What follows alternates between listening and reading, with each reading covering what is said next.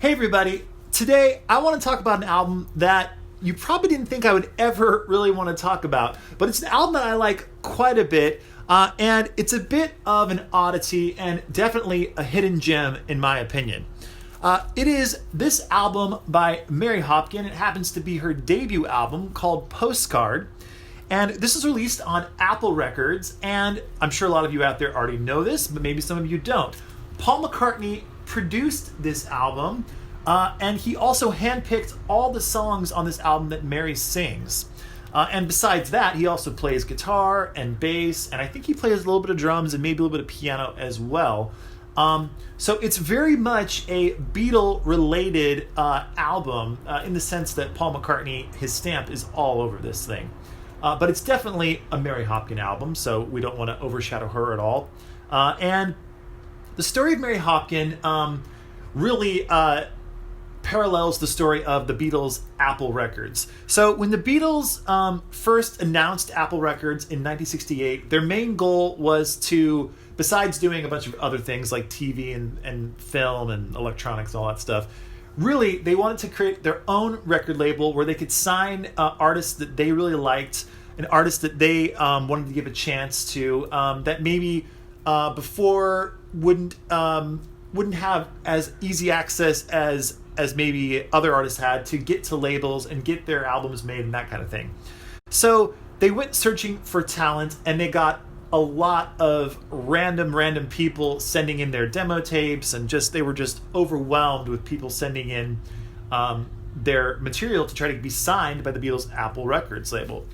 Well, in the end, the Beatles, the Apple Records label, they didn't really end up signing all that many artists, but the artists that they did sign were some pretty prominent figures, like James Taylor, the band Badfinger. Later on, Billy Preston signed up with Apple Records. So they did get some pretty great talent, and they also got Mary Hopkin. Now, the way Mary Hopkin plays into this story is that Paul McCartney's friend, the fashion model Twiggy, was watching a British television show, like a talent show, and Mary was on that show singing, and Twiggy was really impressed by her voice, and she remembered that Paul was looking for talent to sign to Apple Records. So Twiggy called Paul and said, hey, there's this really amazing Welsh singer named Mary Hopkin. She's really young, she has a great voice, and I think she might be someone that you could sign to your label. So Paul, I think what Paul did is, I think he then watched that show when it was on like the next week, liked what he saw, liked what he heard. Then he ended up calling Mary's mother, and the rest is history, because from there, Mary got in contact with Paul, and they signed her to Apple Records, and they then put together this debut album. So this is a very unique album in the sense that it's just got a lot of what I would call interesting little facts about it. First off, it has a album design by Linda McCartney. So this is one of the very first projects that Paul and Linda worked on together, which is in itself pretty interesting. The other thing that's really cool about this album is that it contains a bunch of songs that were written at Paul's request. So Paul, first of all, he asked his friend Donovan, the singer Donovan, to contribute some songs. So Donovan contributes 3 songs to this album. Donovan also plays guitar on those 3 songs, and you can even hear his voice in the background of the very first song on this album. So Donovan is pretty much on this album a lot. And the other cool thing about that is that during these sessions, Paul and Donovan recorded a bunch of songs just for fun, and that has come out on bootleg, and you can find that on the internet. Just look up Paul McCartney Donovan sessions, and there's some very interesting material from that. But that's a little bit besides the point. The other artist that Paul asked to contribute a song is Harry Nilsson. And as I'm sure a lot of you know, I love Harry Nilsson. And Harry Nilsson contributed the song The Puppy Song, which eventually ended up on Harry's album called Harry, that he released, I believe, in 1969. But it appears here for the first time, and Mary does a really good job of it, in my opinion. The other interesting songwriting contribution to this album is from the Beatles producer George Martin. He wrote a song that has music and lyrics, which is really interesting for George Martin. It's a song called The Game, which is on side 2 of this album. So, very interesting songwriting contributions on this record. Now, Paul himself does not contribute any original songs to the album, but he did handpick a bunch of other songs that are kind of like old standard songs, is what I would call them, like pre-1960s songs. And there's even one song on here that the Beatles actually used to do in their act called the Honeymoon Song. And you can actually find their version of the Honeymoon Song on the Beatles Live at the BBC, Volume 1. But on here, Mary does it, and I think it's way more suited for Mary's style, obviously, than the Beatles, really. So I really like Mary's version of the Honeymoon Song on here, and it's a really, really kind of interesting song in the sense of how it's structured and the chord progressions and stuff like that. I was really attracted to that. But overall, this album, in my opinion, is really a really great album. It's so much fun to listen to. It's a very different album, different in the sense of, if you're like me and most of the stuff you listen to is generally, the rock, classic rock and roll, Beatles, Beach Boys, Bob Dylan, that whole thing, or maybe modern indie rock or whatever like that, this is going to be a bit out of left field for you. But for me, I really like it. There's so much about it that's so charming, and it just sounds really, really good. It was recorded in an excellent way, and this particular pressing, may I add, happens to be a UK pressing, and I just listed this to my website, needlemeetsvinyl.com, and I went through a bunch of different pressings of this album, if you can believe it, and I gotta say, the UK pressing is just, hands down, so much better than all the other pressings I heard. I listened to a German pressing, listened to a bunch of US pressings. Now, this compared to the US pressings, it's night and day. This is one of the best examples of getting the right pressing of an album can be a major game changer, because the US pressing of this album is very, very shrill, is how I would describe it. It's very thin sounding. It doesn't have a lot of that warmth. If you just listen to the US pressing of this album, you would kind of think like, I wonder if this was recorded kind of just, they didn't take a lot of time in the recording. They were just kind of doing a rush job. They didn't take the time to get the sounds to sound rich and full. That's not the case at all, though, because this is actually a really, really well-recorded album, and Paul McCartney's production on this is top-notch. In fact, they recorded this at Abbey Road Studios and at Morgan Studios, and Trident as well. All studios that the Beatles would end up using.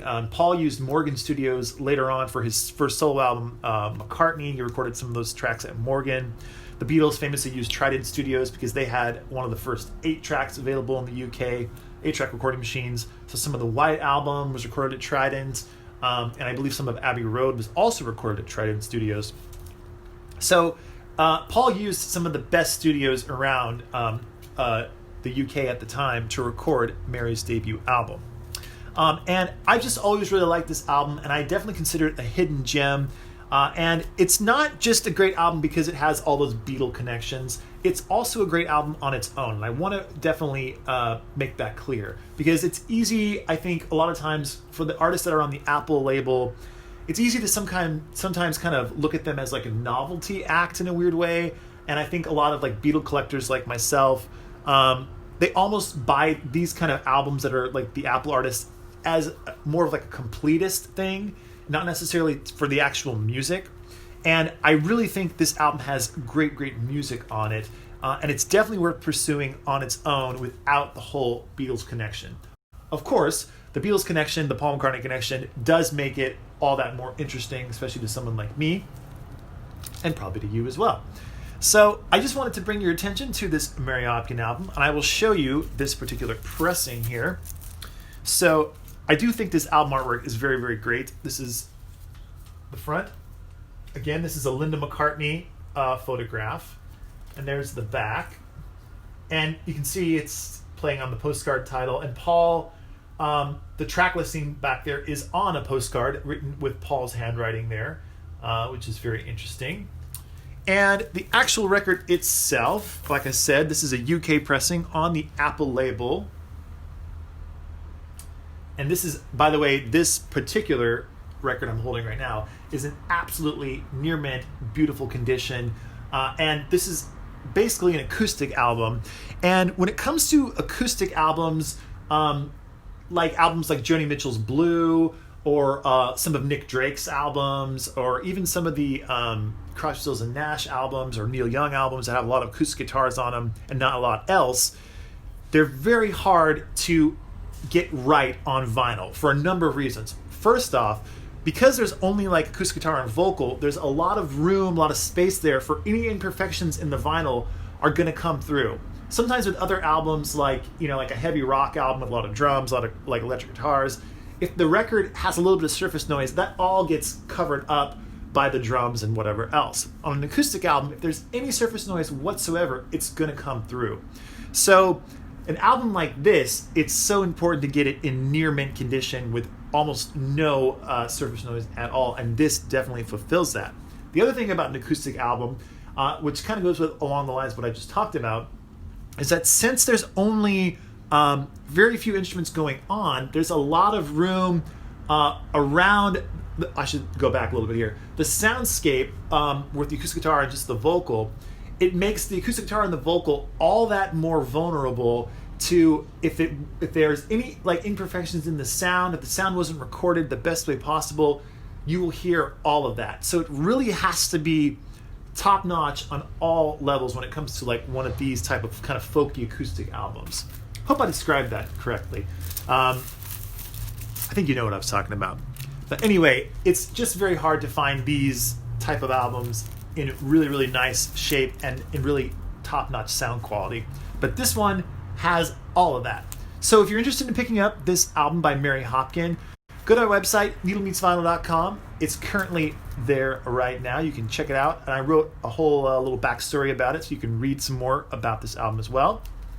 And that's it for now. So let me know in the comments below if you like this album, if you own it, or if you have any other thoughts about this Mary Hopkin album, because I think it's great. I think it's definitely a hidden gem and definitely worth adding to anyone's record collection. So again, head over to the website, check this out, and stay tuned. More videos, more records, and that's it. So take care and bye for now.